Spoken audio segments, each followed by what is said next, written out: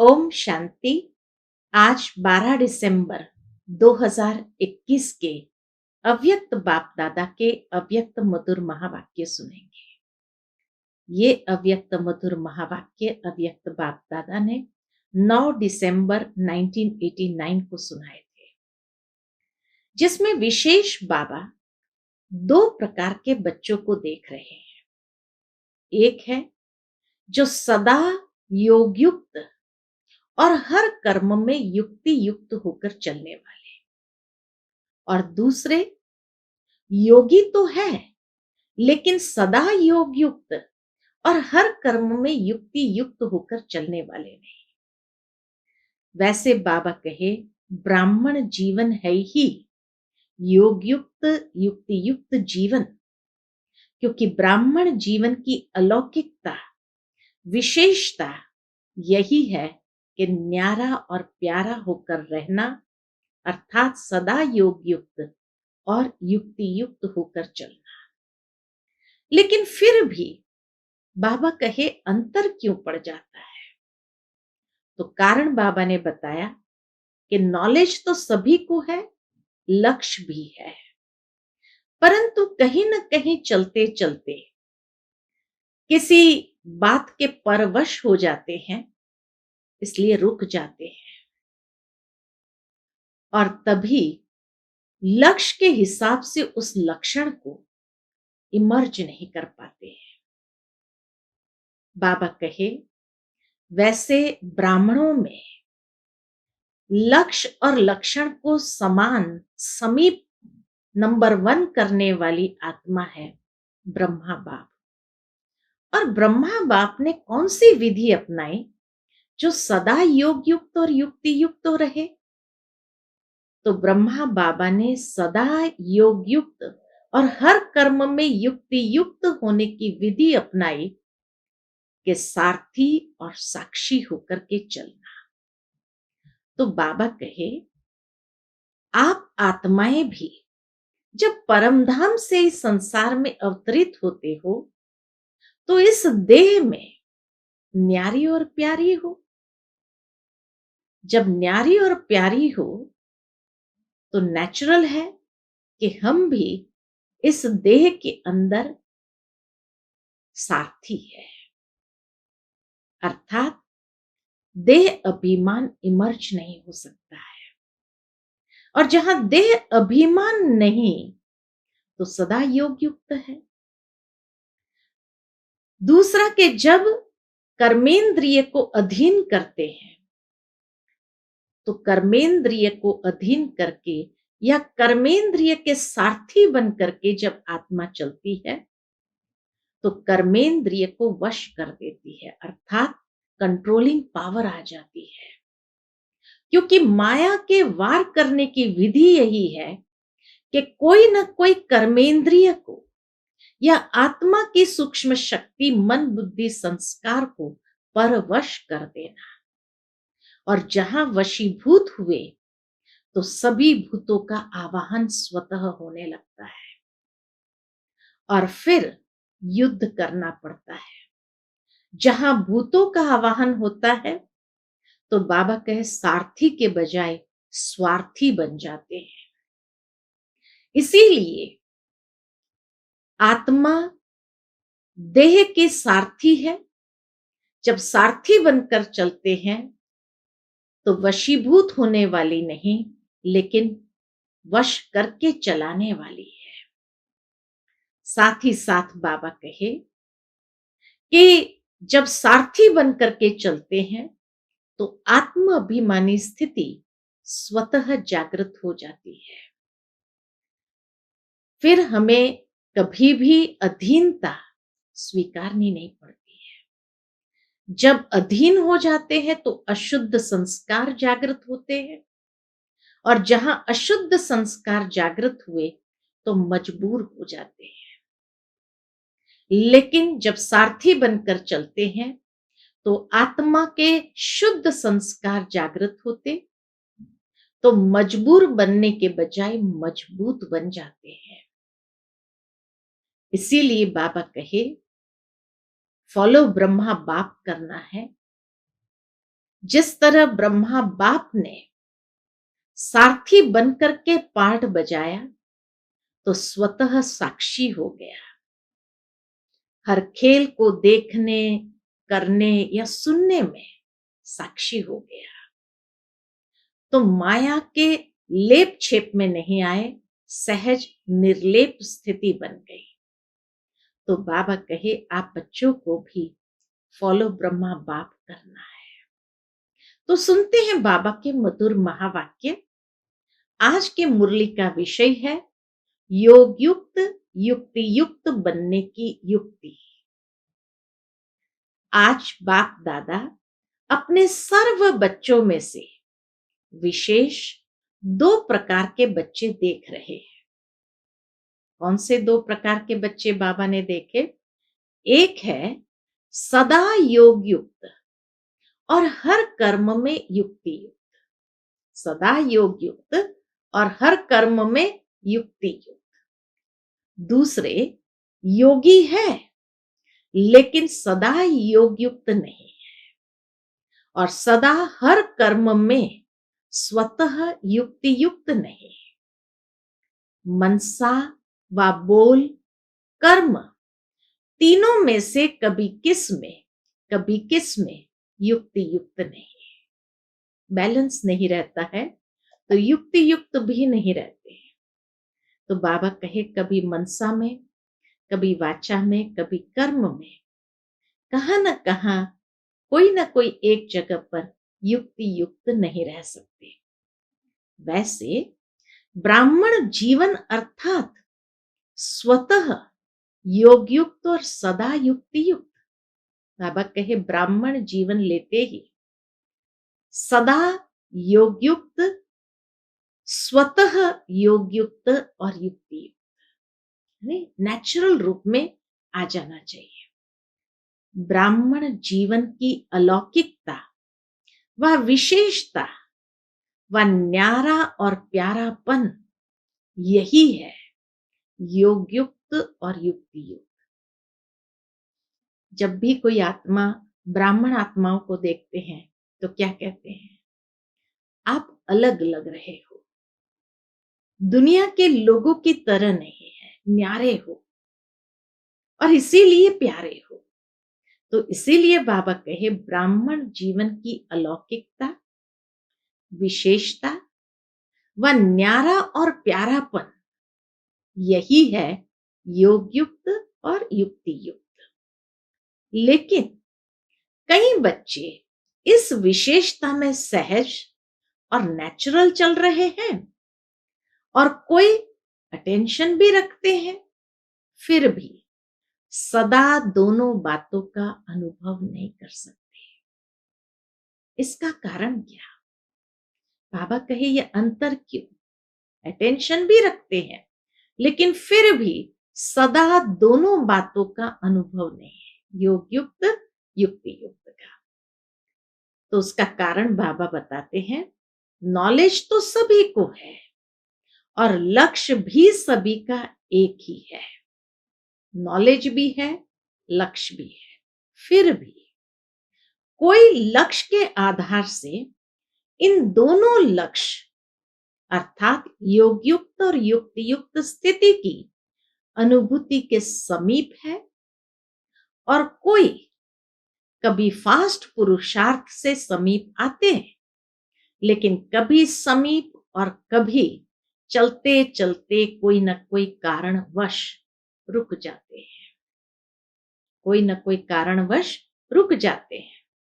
इसीलिए सदा लक्षण के समीप अनुभूति नहीं करते। सर्व ब्राह्मण आत्माओं में से इस श्रेष्ठ लक्ष्य तक नंबर 1 समीप कौन? बाबा पूछते हैं सभी ब्राह्मण आत्माओं में से इस श्रेष्ठ लक्ष्य तक नंबर 1 समीप कौन?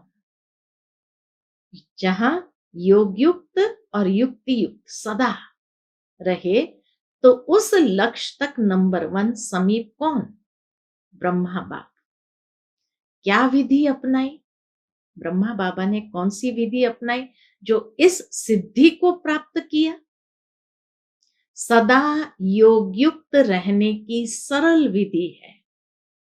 अब बाबा इस मुख्य मुरली का जैसे सार तंत्र दे देते हैं कि सदा योगयुक्त रहने की सरल विधि है, सदा अपने को सारथी और साक्षी समझ चलना। ये सरल विधि है, सदा अपने को सारथी और साक्षी समझ चलना। फिर बाबा स्मृति दिलाते हैं, आप सभी श्रेष्ठ आत्माएं इस रथ के सारथी हो। नेचुरल है, आत्मा जब परमधाम से नीचे आती है तो इस रथ के सारथी हो। रथ को चलाने वाली आत्मा सारथी हो। यह स्मृति, जितनी यह स्मृति इमर्ज रूप में रहेगी तो यह स्मृति स्वतः ही इस रथ अथवा देह से न्यारा बना देती है। किसी भी प्रकार के देह भान से न्यारा बना देती है। देह भान नहीं तो सहज योग युक्त बन जाते हैं। देह भानी न हो तो सहज योग युक्त बन जाते और हर कर्म में योग युक्त युक्ति युक्त स्वतः ही हो जाते हैं। फिर दूसरी बात बाबा कहे, स्वयं को सारथी समझने से एक तो देह भान से न्यारे हो जाते हैं तो योग युक्त युक्ति युक्त स्वतः बन जाते हैं। दूसरा, स्वयं को सारथी समझने से सर्व कर्मेंद्रियां अपने कंट्रोल में रहती है। अर्थात सर्व कर्मेंद्रिय को सदा लक्ष्य और लक्षण की मंजिल के समीप लाने की कंट्रोलिंग पावर आ जाती है। इतना सरल करके बाबा समझाते हैं कि सर्व कर्मेंद्रियां सदा लक्ष्य और लक्षण की मंजिल के समीप लाने की कंट्रोलिंग पावर आ जाती है आत्मा के अंदर। स्वयं सारथी किसी भी कर्मेंद्रिय के वश नहीं हो सकता। मालिक है तो किसी भी कर्मेंद्रिय के वश नहीं हो सकता, क्योंकि माया जब किसी के ऊपर भी वार करती है तो माया के वार करने की विधि यही होती है। कौन सी विधि होती है? कि कोई न कोई स्थूल कर्मेंद्रिया अथवा सूक्ष्म शक्तियां मन बुद्धि संस्कार के परवश बना देती है। माया के वार करने की विधि क्या है? कोई न कोई स्थूल कर्मेंद्रियां या सूक्ष्म शक्तियां मन बुद्धि संस्कार को परवश बना देती है। आप सारथी आत्माओं को जो महामंत्र वशीकरण मंत्र बाप से मिला हुआ है, कौन सा? कि मैं आत्मा स्वराज्य अधिकारी हूं। यही तो वशीकरण मंत्र है, महामंत्र बाबा से मिला है। उसको परिवर्तन कर वशीकरण के बजाय वशीभूत बना देती है। माया क्या करती है? वशीकरण मंत्र मिला है कि मैं आत्मा मालिक हूं इस शरीर और कर्मेंद्रिय की, लेकिन वशीभूत बना देती है। और एक बात में भी वशीभूत हुए तो सभी भूत प्रवेश हो जाते हैं। एक ही कर्मेंद्रिय के वशीभूत हुए तो सभी भूत प्रवेश हो जाते हैं, क्योंकि इन भूतों के भी आपस में बहुत यूनिटी है। क्या कहते बाबा? इन भूतों के भी आपस में बहुत यूनिटी है। एक भूत आया तो वह सभी का आवाहन करेगा और फिर क्या होता है? यह भूत सारथी से स्वार्थी बना देता है। सुना कितनी सुंदर बात बाबा ने कही। यह भूत सारथी से स्वार्थी बना देता है। और आप क्या करते हो? जब स्वार्थी बन जाते हैं तो क्या करते हैं? या युद्ध करनी पड़ती है तो क्या करते हो? जब सारथीपन की स्मृति में आते हो तो भूतों को भगाने की युद्ध करते हो। तो जैसे ही स्मृति आई, अरे मैं आत्मा तो सारथी हूं, तो फिर युद्ध करना चालू कर देते हैं। युद्ध की स्थिति को योग युक्त स्थिति नहीं कहेंगे। कितनी सुंदर लॉजिक बाबा ने बताई कि जब युद्ध करते हैं तो युद्ध की स्थिति योग युक्त स्थिति नहीं कहेंगे, इसलिए योग युक्त व युक्ति युक्त मंजिल के समीप जाने के बजाय रुक जाते हैं। ये कारण है रुकावट का, ये बाबा ने बता दिया। और पहला नंबर स्थिति से दूसरे नंबर में आ जाते हैं। युद्ध की स्थिति माना त्रेता युग की स्थिति हो जाती है, तो पहले नंबर सतयुग की स्थिति से दूसरे नंबर में आ जाते हैं। तो पहले नंबर स्थिति से दूसरे नंबर में आ जाते हो। सारथी अर्थात वश होने वाले नहीं, लेकिन वश कर चलाने वाले। बाबा स्मृति दिलाते कि सारथी माना वश होने वाले नहीं, देह अभिमान या देह भान या कोई भी कर्मेंद्रिय के वश होने वाले नहीं, लेकिन वश कर चलाने वाले। तो आप सब कौन हो? सारथी हो ना। सारथी अर्थात आत्म अभिमानी, क्योंकि आत्मा ही सारथी है। तो सारथी माना आत्म अभिमानी, क्योंकि आत्मा ही सारथी है। ब्रह्मा बाप ने इसी विधि से नंबर 1 की सिद्धि प्राप्त की। सदा उस स्वमान में रहे कि मैं आत्मा चलाने वाली हूं, वश होने वाली नहीं। मैं आत्मा सारथी हूं इस देह की, कर्मेंद्रिय की। तो इसी विधि से नंबर 1 की सिद्धि प्राप्त की, इसीलिए बाप भी इसका सारथी बना। कितनी गुह्य बात बाबा ने कही, क्योंकि बाबा ने इसी विधि से, ब्रह्मा बाबा ने भी इसी विधि से सिद्धि को प्राप्त किया, इसीलिए परमात्मा भी उसका सारथी बना। सारथी बनने का यादगार बाप ने करके दिखाया। सारथी बनने का यादगार ब्रह्मा बाप ने भी करके दिखाया। फॉलो फादर करो। सारथी बन सदा सारथी जीवन में अति न्यारी और प्यारी स्थिति का अनुभव कराया। शिव बाबा ने भी फिर ब्रह्मा बाबा के सारथी बन जीवन में अति न्यारी और प्यारी स्थिति का अनुभव कराया, क्योंकि देह को अधीन कर बाप प्रवेश होते, अर्थात सारथी बनते हैं, देह के अधीन नहीं बनते हैं। शिव बाबा कभी देह के अधीन नहीं बनते, इसीलिए न्यारा और प्यारा है। ऐसे ही आप सभी ब्राह्मण आत्माएं भी बाप समान सारथी की स्थिति में रहो। बाबा क्या डायरेक्शन देते, श्रीमत देते, ऐसे ही आप सभी ब्राह्मण आत्माएं भी बाप समान सारथी की स्थिति में रहो। चलते फिरते ये चेक करो कि मैं सारथी अर्थात सर्व को चलाने वाली न्यारी और प्यारी स्थिति में स्थित हूं, ये चेक करना है। बीच बीच में ये चेक करो। ऐसे नहीं कि सारा दिन बीत जाए फिर रात को चेक करो। बाबा कहे नहीं, रात को चेक करने से क्या होगा, तो बीच बीच में चेक करो। तो अगर कहीं वशीभूत हुए भी होंगे तो तुरंत वापस सारथी वाली स्थिति में आ जाएंगे। सारा दिन बीत गया तो बीता हुआ समय सदा के लिए कमाई से गया, इसलिए रात को नहीं चेक करो। बाबा कहे बीच बीच में चेक करो।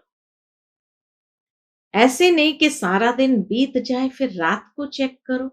सारा दिन बीत गया तो बीता हुआ समय सदा के लिए कमाई से गया, इसलिए गंवा करके होश में नहीं आना। यह स्वतः नेचुरल संस्कार बनाओ।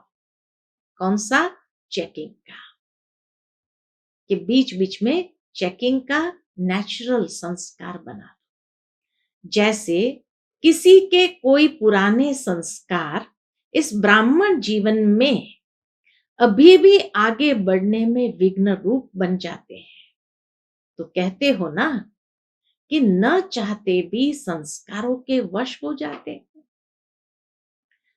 जो नहीं करना चाहते हो वो कर लेते हो। कई बच्चों की ये शिकायत रहती है, ये करना नहीं चाहते हैं लेकिन पुराने संस्कार हमें परवश कर देते हैं ना। जब उल्टे संस्कार न चाहते कोई भी कर्म करा लेते हैं तो ये नेचुरल चेकिंग का शुद्ध संस्कार अपना नहीं बना सकते हो।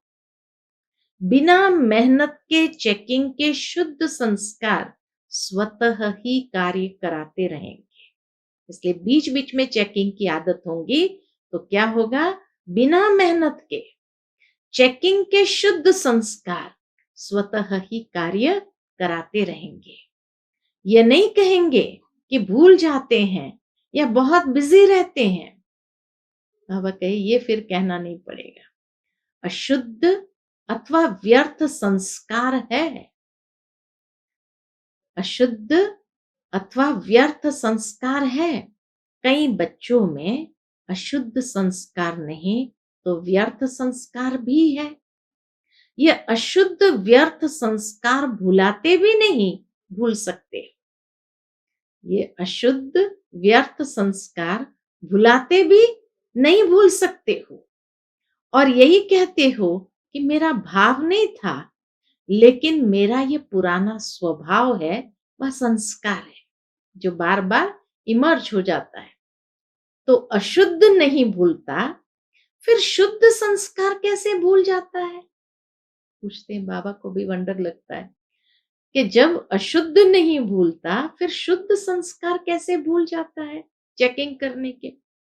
तो सारथीपन की स्थिति स्वतः ही स्व उन्नति के शुद्ध संस्कार इमर्ज करती है।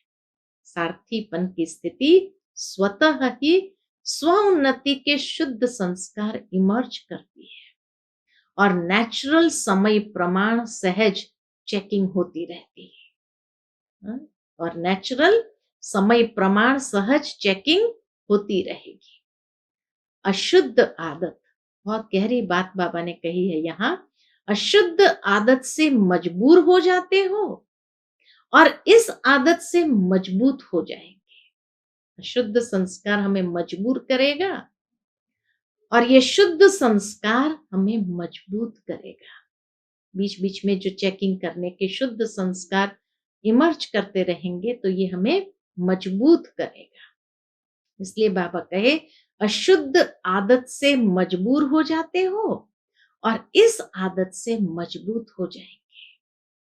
तो सुना सदा योग युक्त, युक्ति युक्त रहने की विधि क्या हुई? सारथी बन चलना। सारथी स्वतः ही साक्षी हो, कुछ भी करेंगे, देखेंगे, सुनेंगे। साक्षी बन देखने, सोचने, करने, सब में सब कुछ करते भी निर्लेप रहेंगे। देखेंगे, करते हुए भी निर्लेप रहेंगे। तो साक्षी बन देखने, सोचने, करने, सब में सब कुछ करते भी निर्लेप रहेंगे, अर्थात माया के लेप से न्यारे रहेंगे। तो पाठ पक्का किया ना? ब्रह्मा बाप को फॉलो करने वाले हो ना? ब्रह्मा बाप से बहुत प्यार है ना? प्यार की निशानी है समान बनना, अर्थात फॉलो करना। जिसको जिससे प्यार है तो उसके समान बनते और फॉलो करते हैं। बाबा के सन्मुख टीचर्स बैठी थी तो बाबा कहे सभी टीचर्स का बाप से कितना प्यार है। बाप सदा टीचर्स को अपने सेवा के समीप साथी समझते हैं। इतना ऊंचा स्वमान है कि भगवान हर टीचर को अपने सेवा के समीप साथी समझते हैं। नशा चढ़ जाता है तो पहले फॉलो टीचर्स करेंगे ना। जहां भगवान इतना ऊंचा सम्मान देते हैं तो फिर बाबा पूछते तो पहले फॉलो कौन करेगा? टीचर्स करेगी ना। इसमें सदा यही लक्ष्य रखो कि पहले मैं। ईर्ष्या में पहले मैं नहीं, वह नुकसान करती है। शब्द वही है, पहले मैं, लेकिन एक है ईर्ष्यावश पहले मैं। तो इससे पहले के बजाय कहाँ लास्ट पहुंच जाता है, फर्स्ट से लास्ट आ जाता। जब ईर्ष्यावश पहले मैं करेंगे तो बाबा कहे फर्स्ट नंबर से लास्ट नंबर पहुंच जाएंगे। और फॉलो फादर में पहले मैं कहा और किया तो फर्स्ट के साथ में आप भी फर्स्ट हो जाएंगे। कितनी सुंदर विधि बताई, last so first so fast जाने की, लास्ट सो फर्स्ट और फर्स्ट से फास्ट जाने की विधि क्या, फॉलो फादर करने में पहले मैं करूं। जब पहले मैं करेंगे तो फर्स्ट के साथ आप भी फर्स्ट हो जाएंगे। और ईर्ष्यावश अगर पहले मैं, इसको नहीं पहले मैं, तो क्या होगा, और ही लास्ट चले जाएंगे। ब्रह्मा फर्स्ट है ना, तो सदा यह लक्ष्य रखो कि टीचर्स अर्थात फॉलो फादर और नंबर 1 फॉलो फादर। जैसे ब्रह्मा नंबर 1 बना तो फॉलो करने वाले भी नंबर 1 का लक्ष्य रखो। टीचर्स सभी ऐसे पक्की है ना, हिम्मत है फॉलो करने की, क्योंकि टीचर्स अर्थात निमित्त बनने वाली अनेक आत्माओं के निमित्त हो, तो निमित्त बनने वालों के ऊपर कितनी जिम्मेवारी है। जैसे ब्रह्मा बाप निमित्त रहे ना, तो ब्रह्मा बाप को देख करके कितने ब्राह्मण तैयार हुए। ऐसे ही टीचर्स कोई भी कार्य करती हो, चाहे खाना बना रही हो, चाहे सफाई कर रही हो, लेकिन हर कर्म करते ये स्मृति रहे कि मैं निमित्त हूं। अनेक आत्माओं के प्रति जो और जैसा मैं करूंगी, मुझ निमित्त आत्मा को देख और भी करेंगे। अनेक आत्माओं के प्रति जो और जैसा मैं करूंगी, मुझ निमित्त आत्मा को देख और भी करेंगे। इसलिए बाप दादा सदैव कहते हैं, एक तरफ है भाषण करना और दूसरे तरफ है बर्तन मांजना, दोनों ही काम में योग युक्त युक्ति युक्त। काम कैसा भी हो, लेकिन स्थिति सदा ही योग युक्त और युक्ति युक्त हो। काम कोई भी हो, लेकिन हमारी स्थिति कैसी है, सदा योग युक्त युक्ति युक्त हो। ऐसे नहीं भाषण कर रहे हैं तब तो योग युक्त रहे, और बर्तन मांजना अर्थात साधारण काम कर रहे हैं तो स्थिति भी साधारण हो जाए। हर समय फॉलो फादर। सुना, आगे बैठती हो ना, तो बैठने में आगे कितना अच्छा लगता है। बाबा कहे बैठने में आगे कितना अच्छा लगता है, तो और सदा आगे बढ़ने में कितना अच्छा लगेगा। जैसे बैठने में आगे बहुत अच्छा लगता है, ऐसे सदा आगे बढ़ने में कितना अच्छा लगेगा। जब भी कोई ऐसा कड़ा संस्कार पीछे करने की कोशिश करे, तो यह सीन सदा याद रखना कि मुझे आगे बैठना है और आगे बढ़ना है। तो बाबा इसीलिए कहे, जब भी कोई ऐसा कड़ा संस्कार पीछे करने की कोशिश करे तो यह सीन याद रखना, जब आगे बैठना अच्छा लगता तो आगे बढ़ने में क्यों पीछे रहे, ये सीन याद रखना। तो जब कोई बात आए तो मधुबन में पहुंच जाना और अपने को हिम्मत उमंग में ले आना, क्योंकि पीछे रहने वाले तो बहुत आएंगे पीछे। बाबा के पीछे रहने वाले तो बहुत आएंगे पीछे। आप लोग भी पीछे रह जाएंगे तो फिर पीछे वालों को आगे करना पड़ेगा। इसलिए सदा यही स्मृति रखो कि हम आगे रहने वाले हैं। पीछे रहना अर्थात प्रजा बनना। प्रजा तो नहीं बनना है ना, बाबा के प्रजा तो नहीं बनना है ना, प्रजा योगी तो नहीं, राज योगी हो ना। बाबा कहे प्रजा योगी तो नहीं, राजयोगी हो ना तो फॉलो फादर। अच्छा, फॉरेनर्स क्या करेंगे? बाबा फॉरेनर्स को देख रहे हैं। बाबा कहे फॉरेनर्स क्या करेंगे? फॉलो फादर करेंगे ना। कहां तक पहुंचेंगे? सभी फ्रंट में आएंगे। जो भी आए हैं फॉलो फादर कर, फास्ट और फर्स्ट आना। फॉलो फादर कर, फास्ट और फर्स्ट आना। और ये विधि तो बाबा ने हम बच्चों को बता दी। यह नहीं सोचो कि फर्स्ट तो एक ही आएगा, लेकिन फर्स्ट ग्रेड तो बहुत होंगे ना। फर्स्ट नंबर तो ब्रह्मा आएगा, लेकिन फर्स्ट ग्रेड में तो साथी रहेंगे, इसलिए फर्स्ट में आना। बाबा ने वरदान दे दिया, इसीलिए फर्स्ट में आना। एक फर्स्ट नहीं होगा, फर्स्ट ग्रेड वाले बहुत होंगे। इसलिए यह नहीं सोचो पहला नंबर तो फाइनल हो गया, इसलिए सेकंड ही आएंगे। सेकंड ग्रेड में नहीं जाना। जो ओटे सो अवल अर्जुन, जो ओटे सो अवल अर्जुन। अवल नंबर माना अर्जुन।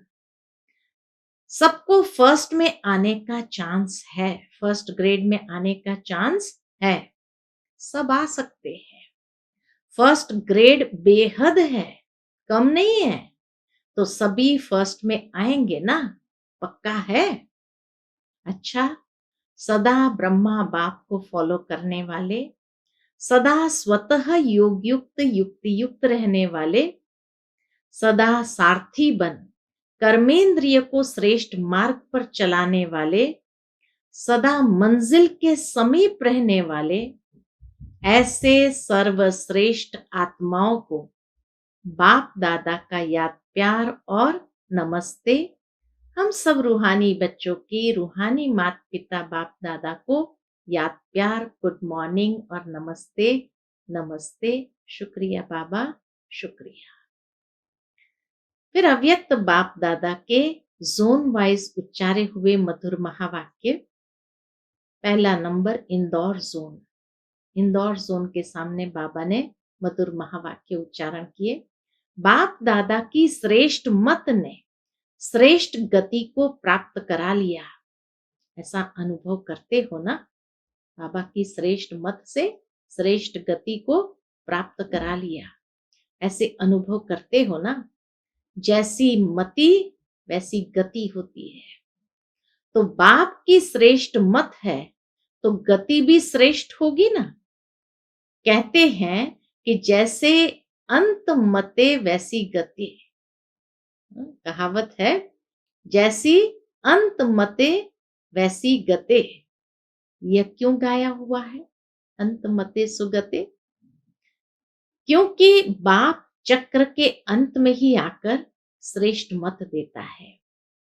तो अंत समय पर श्रेष्ठ मत लेते हो और अनेक जन्म सदगति को प्राप्त करते हो।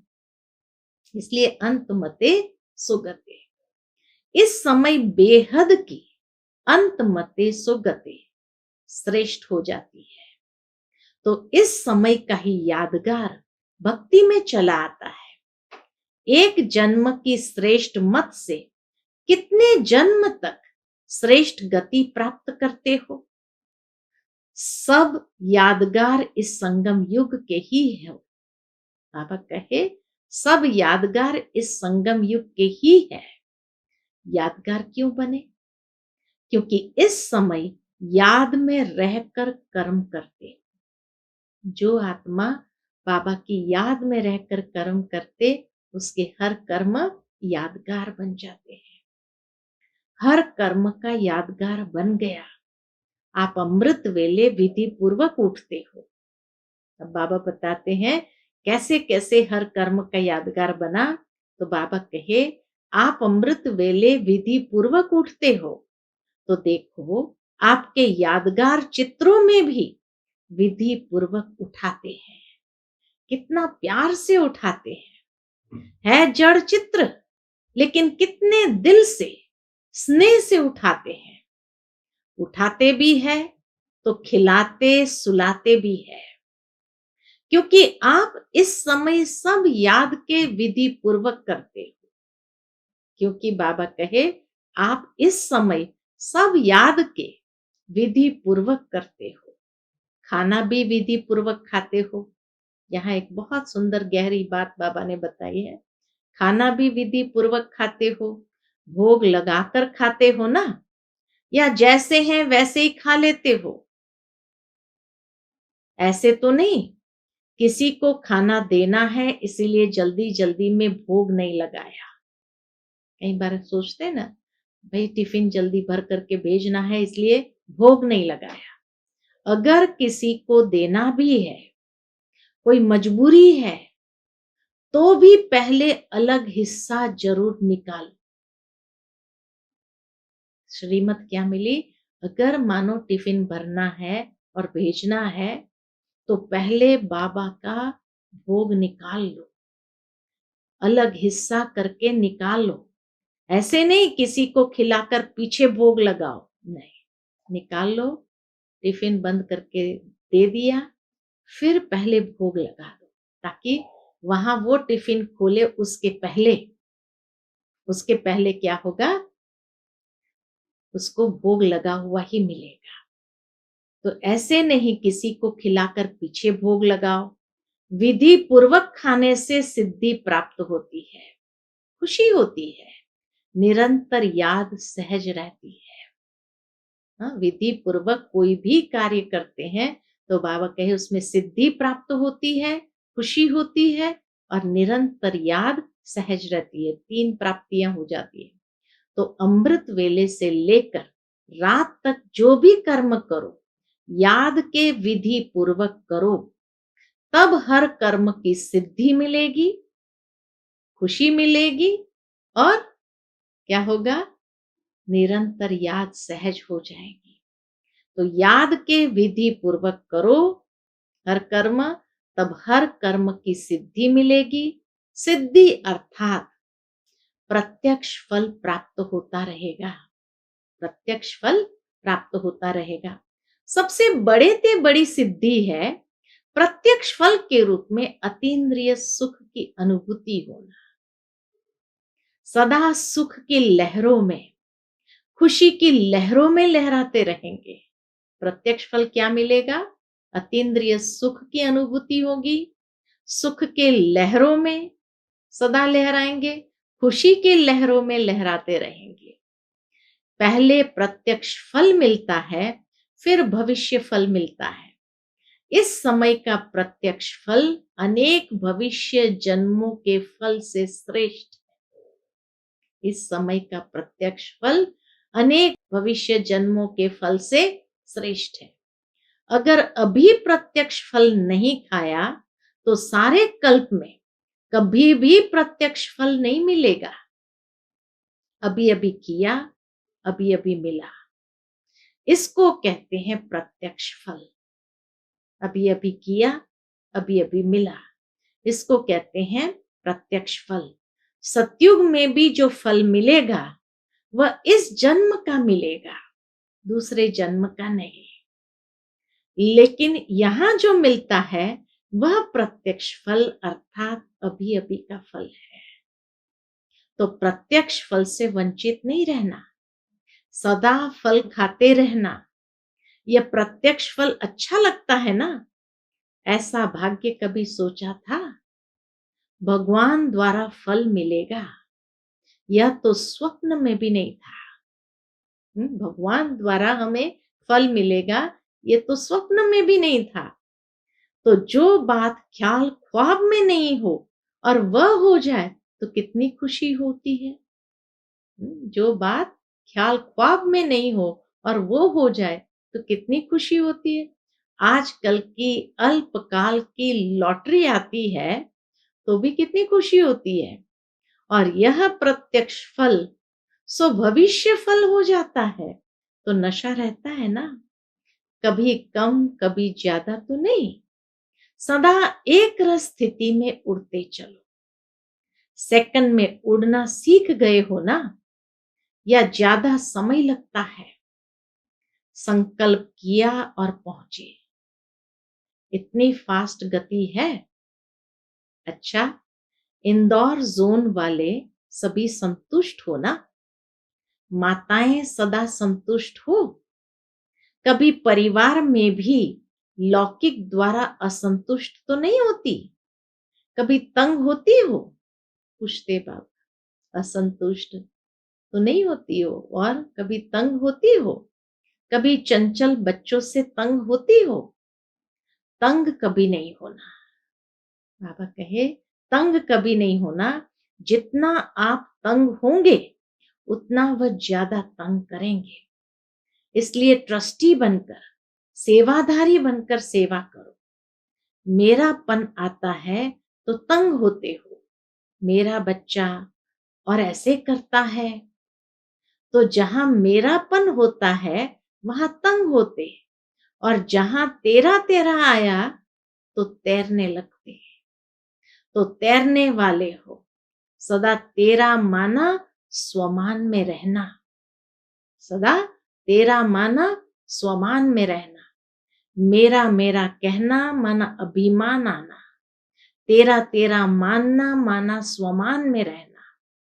तो सदा स्वमान में रहने वाले अर्थात तेरा मानने वाले, यही याद रखना।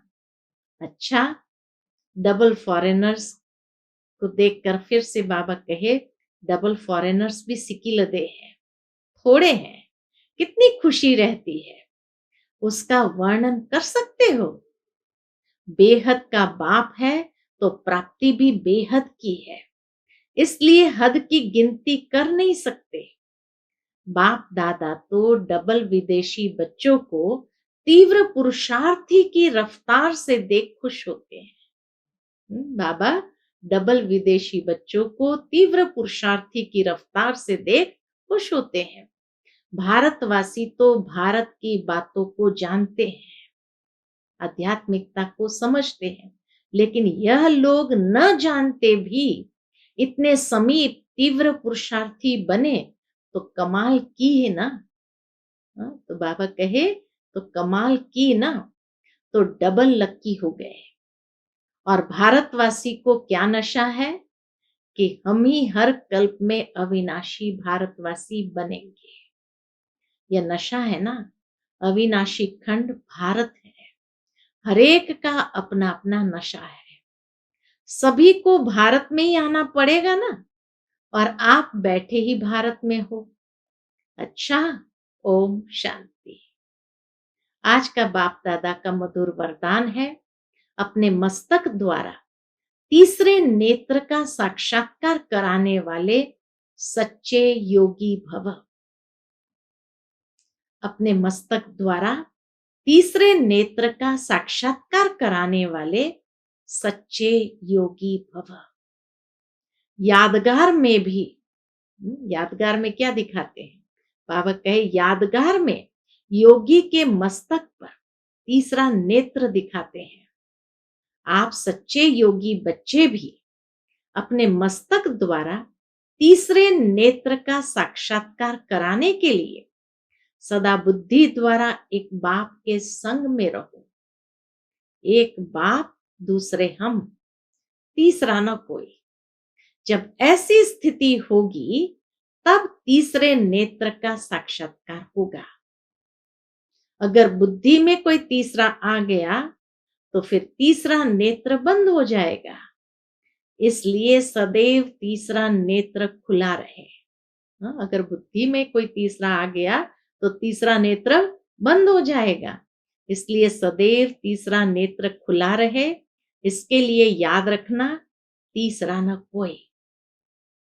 आज का स्लोगन है, प्रश्न चित्त बनना अर्थात परेशान होना और परेशान करना। प्रश्न चित्त बनना अर्थात परेशान होना और परेशान करना। अच्छा, ओम शांति।